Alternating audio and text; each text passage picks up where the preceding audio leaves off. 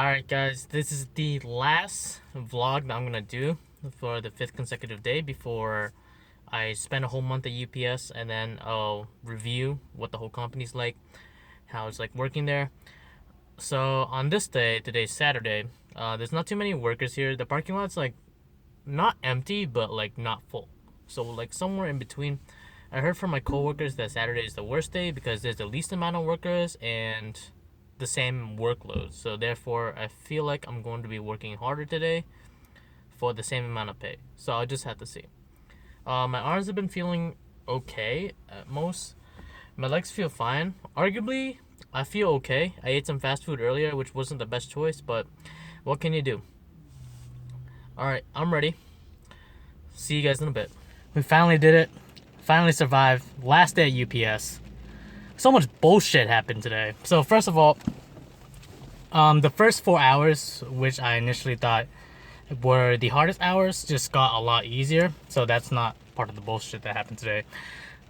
So I had a trainer for the last time. It was one supervisor for me and my coworker. We were both in the same class of summer interns together. Well, not interns, but summer temps together. And we pretty much did really well. We held up with one trailer.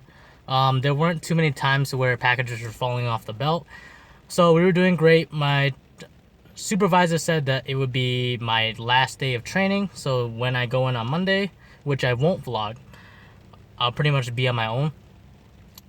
So fast forward, first 4 hours, I'm like, okay, I feel okay. My arms are like giving off a little bit near the end of the shift because I just got really, really tired for whatever reason. And I'm thinking, okay, the last 4 hours is going to be easy because the last 4 hours just scanning boxes. It tells you which belt to put it on.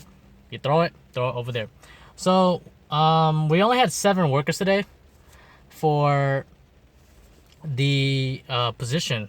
Oh, not the position, for the shift. So on average, we should have like maybe 10, 12 people. We only had 7, okay? So on the weekends, because there's a lot less volume, they assume that they can cut like maybe 5 workers, which is absolutely insane. Because when I was working, like packages were continuously falling off the belt, like left and right. Like I couldn't keep up with it. It was like 2 people for 2 trailers, which is insanely fast. Because people unloading the trailers, all they gotta do is just throw the packages down from the trailer.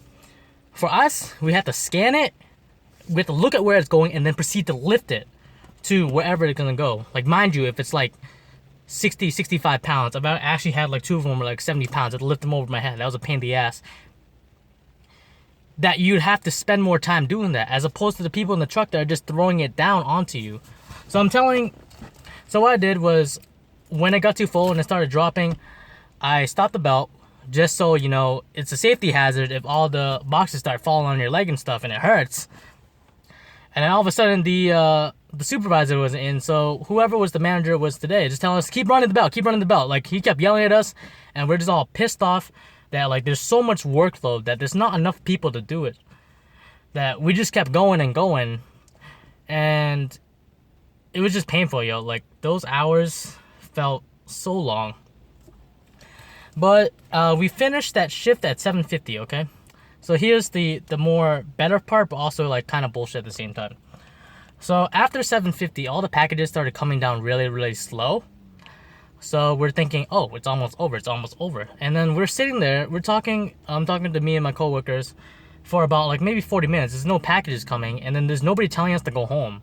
So we were just sitting there. We were pretty much getting free money for not doing work. But then all of a sudden, like, airmail comes in.